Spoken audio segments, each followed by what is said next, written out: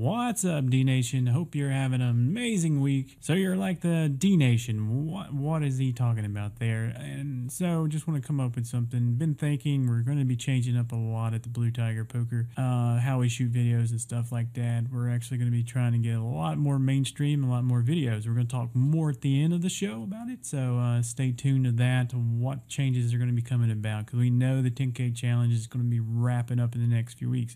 So the D Nation thing. So anybody who's been around any poker player or gambler by some has heard the word degenerate, I'm sure, by somebody. So I kind of decided on the D Nation, and that's what we're going to stick with. So that's going to be the whole Blue Tiger Poker community. Any poker player out, the gambler, in any form of casino gambling is going to be the D Nation. First, let's talk about the 10K challenge. Last week, so in the 3.5 hours, made $251.10 for a $71 an hour win rate. So the month of June's numbers are 21 hours of play, profited $1,586, which comes out to $76 an hour. So in poker news, we touched on this in the last few weeks. So Delaware State Senate passed the important bill authorizing several forms of online gaming on Wednesday, including provision of online poker. So upon signing, Delaware will become the second state to formally authorize online poker, following Nevada's lead.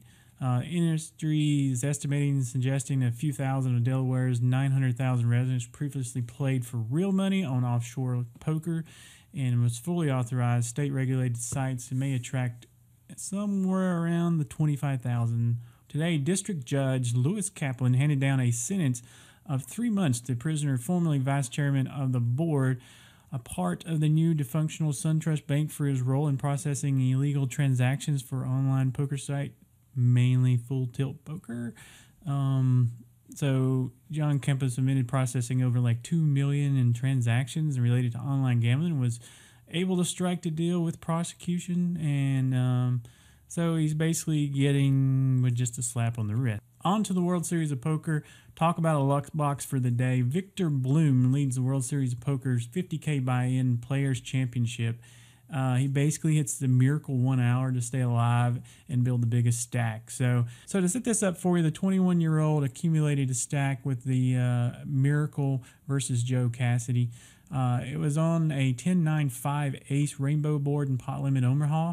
Bloom had his tournament life on the line with the ace 9-9-2. However, his set of nines was no good against Cassidy's queen ace 10-10. A fourth nine on the river for Bloom set up the top of the leaderboard and left Cassidy with just a handful of chips. And I'm sure you could have been in Cassidy's like, what the hell was that all about? And then Victor Bloom's probably over there going like, another round of bath salts, please, or something. This is just crazy, and I'm just loving it here, putting my money in there. But really wasn't that bad of a put in. I mean, he's got a set. It was a set over set, and it is miracle in the end. I want to know what you think about Victor Bloom this week. Is he just a luck box? He's really good, or just all-time luckiest player right now in tournaments? Want to hear from you in the comments down below, video response, or whatever you want to use to respond with. So the site I play on is Bravada, and if you guys do not have an account on there, there is a link below that gives you guys a sign-up bonus of 100%, so they'll match up to $1,000 on that. So it's awesome. And let's not forget about the big deal. It's every Sunday at 4 p.m. on Bravada. So, D Nation, the thing I want to talk about is, where is the Blue Tiger Poker going? Well, we have the 10K challenge currently, and that's what really brought us on the YouTube, was kind of getting out there. And, when the tracking numbers and all that went away, there was just no way to track the 10K challenge anymore. So doing videos it gives everybody a chance to have some free lessons too, pick up some ideas from all that. But at the pace we're going, the 10K challenge will be ending up sometime next month. As long as we don't run into any bad variants, we are actually going to be starting a new segment after that. I have the name chosen, just don't want to release it yet. Still trying to lock up some of the name rights on that, but we'll just call it like the card show for right now. But in the card show, we're going to be bringing out different topics every week. Of course, we're still going to be bringing in news like this one, but we're going to bring it out every week, and it's going to be occasionally I'll get on there and do a play-in video. But like I said, we'll call it the cards for right now, but it's not going to be that, I promise. That's just the silliest name for a poker thing. I promise you this, it will be good, and I'll let you guys maybe even vote on what the name of the show will be, but we're still looking at some of the naming rights to some of the different stuff we're looking at. So with a new segment, like I said, we're going to be hitting news, we're going to be talking about plays, and then you guys can write in and give questions, and it's just going to be a place where you can have education about poker, conversation, and, you know, just give your opinion too. We should have that up and running. We'll probably start it before the 10K challenge finishes. And then back to the 10K challenge. We want to talk about that for a second. So, and I announced this in the last video, and if you guys watched it, that's great. Once the 10K challenge gets to $9,800, we're going to start filming every hand so we can actually have the final hand shown that won the 10K challenge on that, and then we'll close it up and probably have one more weekly update after that. But then we'll be moving into the new segment and a spin-off of everything, and I think you guys are going to like it because there's a lot more changes going to be coming to Blue Tiger Poker. We're going to be, in the next few months, releasing a video set that's going to take you through everything, so people who don't have the money for just paying for coaching, they'll actually be able to purchase a video package. And it's going to have everything you're going to need for learning poker. And I'm not just talking about, you know, well, this is first position and we call that under the gun.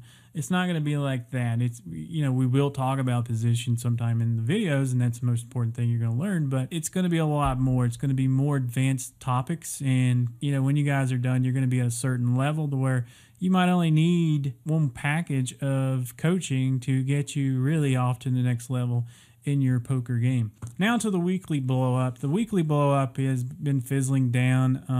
I don't know if it's been submission. The last submission was very grainy pitcher. Couldn't really do much with that. And I could sit here and come up with stuff every week, but you know, if you guys are not wanting to see it, you're not sending them in. So we're just going to put an X on it. If somebody does, maybe we'll just do a show where we actually blow one up every now and then. So if you have something later down the road, just send it in. If I can work it into a show, we will. So D Nation, the last thing I want to talk about is the new segment of this show, and we'll carry on to the next spin-off that we're going to have, and it's going to be the question of the week. So I actually have a question that somebody wrote in to me. We're going to cover that this week, and so every week, if you have a question, just leave them down in the comments below, and I'll pick a question from the comments, and then yours will be featured on here. You can email them in if you want, shoot me a tweet or something like that, but the best way is just put it in the video from last week. That's going to be the best way for me to find it, and plus I can actually show that up for everybody to see without having to write it out. Type. Which brings us to the question of the week. Nuts2000 wrote in and says, what is the best mindset to play micro stakes? You know, I want to take a break from the math, the numbers, and talk about the common flaws I see in micro players, I guess. And there are a number of glaring problems in thought process for new players. First thing I see is people say, what type of player? And if you actually have played in the past, you know, there's always the voluntary pot and pre-flop raise, and people say, should I be playing a 2016, 1816, 1614? There's a lot of weight put on the VIP and the pre-flop numbers, and I think it's acceptable and unacceptable ranges of values. So if you have pocket 200 a gun and you raise and you can't find another way to get 2018 because you can't feel like it's profitable, then you have a big problem at that time. What is more important in playing a voluntary pot and pre-flop range is knowing how to adjust to situations from the flop and onward. So to sum this up really quick is, let's say you got a super tight guy playing only 10% of his hands, and he's watched some videos and decides that he wants to play a 2018 style. So basically the 10-8 guy is going to have some serious post-flop problems at first. He'll simply not have the knowledge and experience to make those plays necessary to make a looser style work for him. Probably the biggest pet peeve I hear is, you know, all I do is bet with a good hand, and, you know, this ain't poker. When do I get the bluff? No matter what level you're on, being on the next level is always better, and the vast majority of your money will be made from making value bets. The biggest, most common problem micro stake players have is calling too much. Micro stakes is a learning environment. Do not start making big mistakes like trying to make a calling station fold his fourth pair.